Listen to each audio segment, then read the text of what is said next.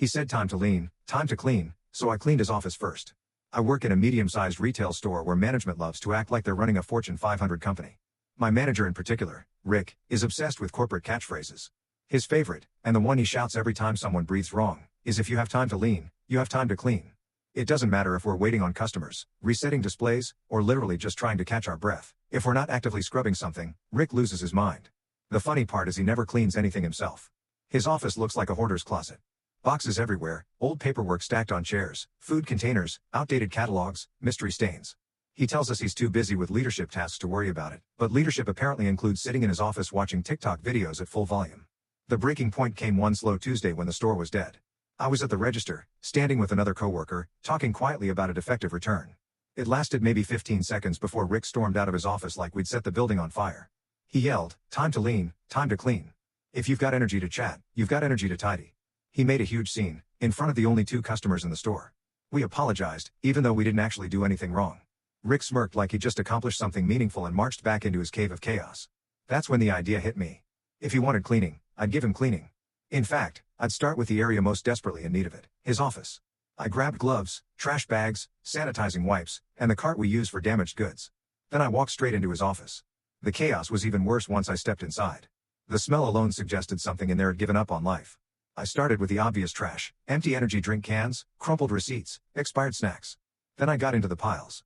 He had boxes of old promotional materials from 3 years ago, stacks of manuals for items we didn't even sell anymore, and paperwork so outdated it still had the old corporate logo on it.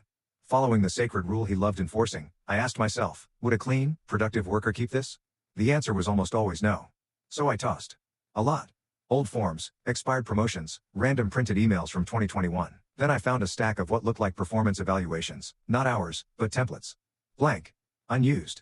Under that was a larger folder containing completed performance evaluations for the entire team. But none of them were signed, entered, or submitted. According to corporate policy, evaluations were supposed to be filed every quarter. These were from over a year ago. That was my first moment. I didn't toss that pile, because I figured HR might need the originals. I set them aside and kept cleaning.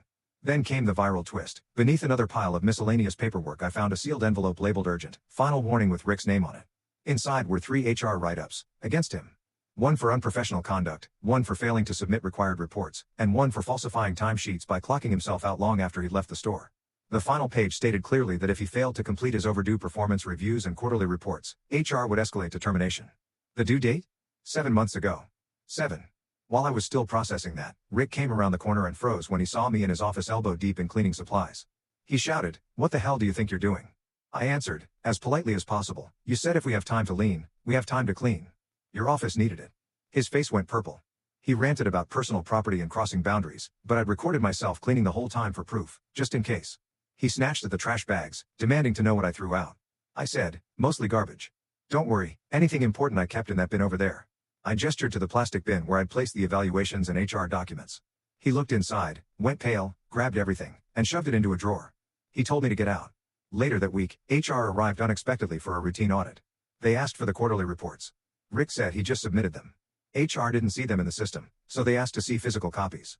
Rick scrambled to his office, then emerged sweaty and panicked because the cleaned office no longer had the piles he used to hide behind. HR eventually found the untouched evaluations in the drawer. That's when it all unraveled. They questioned him for over an hour. He tried to blame recent cleaning for misplacing things, but HR reviewed the camera footage, including him yelling the cleaning rule and me cleaning his office for over an hour. They also reviewed the glittering history of his missed deadlines and saw the final warning he'd ignored. 2 days later, Rick was escorted out. Not fired on the spot, placed on administrative leave pending termination review, which everyone knows is corporate language for "you're done." He tried to blame me on the way out, saying I invaded his office, but HR had already thanked me privately for restoring order to a workspace critical to store operations. Corporate loves spin. Now we have an interim manager who actually does their job, and the office is still spotless. And every now and then, when I'm wiping down a counter, someone on the team will jokingly whisper, "Time to lean, time to clean," and we'll all crack up.